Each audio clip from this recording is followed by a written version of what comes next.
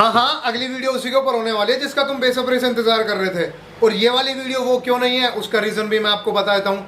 Unfortunately पिछले 5-7 दिनों में मेरे साथ जो चीज़ें हुई है वो मैं वैसे तो सोच रहा था कि आपको नहीं बताऊं, बट स्टिल बता देता हूं क्योंकि आप मेरी पब्लिक हो, ऑडियंस है, अपने एक दूसरे से कनेक्टेड है, तो फिर आपका हक बनता है कि हम आपको सारी चीजें बताएं। देखो अभी 5 दिन पहले मेरे चैनल पे एक स्ट्राइक आई है जिसकी वजह से एक वीडियो तो हट चुकी है एंड दूसरी भी कब हट जाए नो आइडिया। और ये स्ट्राइक किसने दी है आपको भी अच्छे से पता है, मुझे भी पता है। एंड 4-5 ऐसे बंदों से मेरी बात हुई है जिनको ऑलरेडी वो स्ट्राइक दे चुका है। ऑफकोर्स मैं टॉपर बॉय की बात कर रहा हूँ। अब ऐसे तो मैं सोच रहा था कि उसके ऊपर थर्ड पार्ट ना बनाऊं, बट स्ट्राइक आने के बाद खोपड़ी हो गई ज़्यादा बंड, और जब खोपड़ी ज़्यादा गर्म हो जाते है फिर तो थर्ड पार्ट आएगा जाएगा।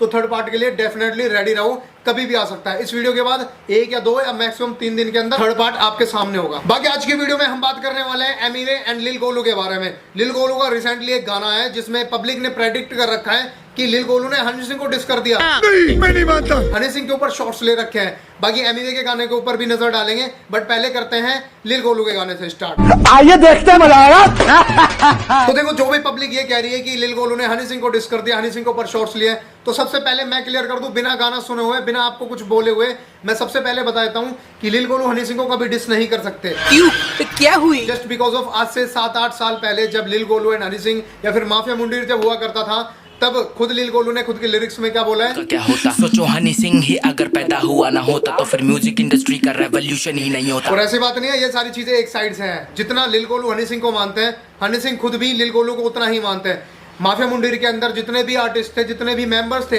उनमें से सबसे ज्यादा फेवरेट इक्का एंड लिल गोलू। इक्का के साथ और लिल गोलू के साथ मैं रेगुलर टच पे हूँ। एंड पर्सनली सबसे ज्यादा फेवरेट की बात की जाए तो हनी सिंह खुद भी यही कहते हैं कि सभी में से सबसे फेवरेट बंदा था लिल गोलू। मेरा फेवरेट इन सब में से बहुत ज्यादा जिसको मैं दिल से प्यार करता हूँ वो है लिल गोलू। तो भाई देखो, लिल गोलू हनी सिंह को डिस कर दे या फिर हनी सिंह कुछ भी उल्टा सीधा स्टेटमेंट दे दे लिल गोलू को लेके, ऐसा इम्पॉसिबल। बाकी देखो लिल गोलू ने हनी सिंह के ऊपर शॉट्स लिए हैं या नहीं लिए, नो आइडिया, बट किस किस के ऊपर लिए हैं ये अभी क्लियर हो जाएगा। चलो माना ये अच्छे हैं, स्टिल दिमाग के कच्चे हैं। सबसे पहले तो ये वाला शॉट देख लो जिसमें 2 बंदे बैठे हुए हैं। 2 बंदों का क्रू किसका है तुम्हें भी पता है। अभी जो रिसेंटली जितने भी शोज हो रहे हैं उसमें 2 बंदों का ग्रुप जो हनी सिंह का मजाक उड़ा रहे हैं। आपको पता है कितना ट्रोल हुआ था, कितने रोस्ट हुए वो बंदे। एंड व्यूज वाला सीन, क्योंकि भाई देखो गूगल एडवर्टीजमेंट के थ्रू अपने गानों को ऐड करवा के रन करवाना, बोट व्यूज लेना, ये किसकी हरकतें हैं आपको अच्छे से पता है। तो फिर ये शॉट किसके ऊपर है समझ गए होंगे भाई। दूसरा इसी में आगे लिखा हुआ है डिस कर दूं क्या क्वेश्चन मार्क। अब डिस किसका गेम है, डिस आपको बताइए किस किसके डिस बैटल हुए थे बीच में,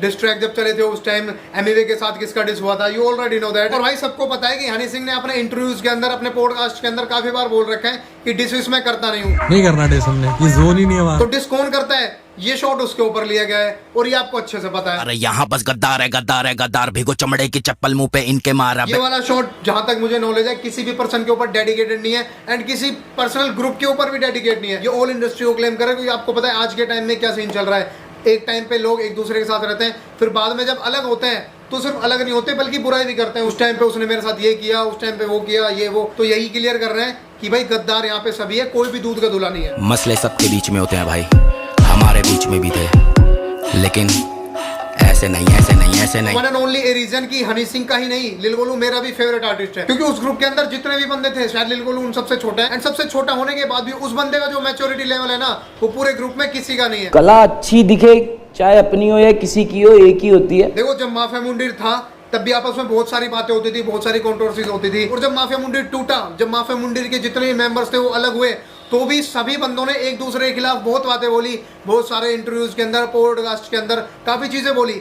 बट वन एंड ओनली एक बंदा ऐसा है लिल गोलू जिसने कभी किसी के खिलाफ ना कोई हेट कि bring back Mafia Mundeer, bring back Mafia Mundeer.